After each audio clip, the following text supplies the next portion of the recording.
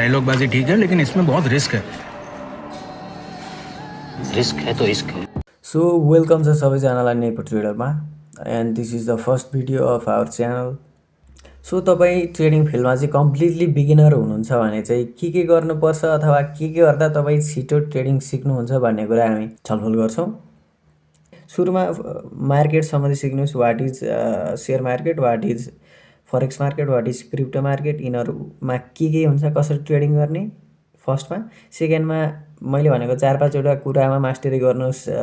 Fair value gap, order block, higher high, lower low and supply and demand, support and resistance, यति कुराहरू। त्यसपछि यिनीहरूलाई use गरेर chart analyse गर्न सिक्नुहोस्। चार्ट एनालाइज गर्नुहोस्, कसरी प्राइस उँधो उँभो गइरहेको छ है, अप एन्ड डाउन भइरहेको छ, कसरी मार्केट चलिरहेको छ। ट्रेन्ड सिक्नुहोस्। अर्को ट्रेन्ड अप ट्रेन्डमा गइरहेको छ कि डाउन ट्रेन्डमा छ कि साइडवेज छ कि, यो कुरा हुन्छ। त्यसपछि रिस्क म्यानेजमेन्टमा मास्टरी गर्नुहोस्। तपाईँले कति क्यापिटल रिस्क गरेर कति रिवार्ड पाउँदै हुनुहुन्छ भन्ने कुरा त्यसमा मास्टरी गर्नुहोस्। त्यसपछि साइकोलोजी बन्दै जान्छ। यसरी त्यही कुरा युज गरेर धेरैचोटि ट्रेड गर्नु, रिस्क म्यानेजमेन्ट गर्न चाहिँ नछोड्नुहोस्। त्यसपछि पर्फेक्ट स्ट्र्याटेजी बनाउनुहोस् फिक्स। त्यसबाट अथवा त्यो पछिको कुरा भयो। सुरुको फेजमा चाहिँ रिस्क म्यानेजमेन्ट चाहिँ युज गरेर ट्रेड गर्नु चाहिँ मोस्ट इम्पोर्टेन्ट हुन्छ।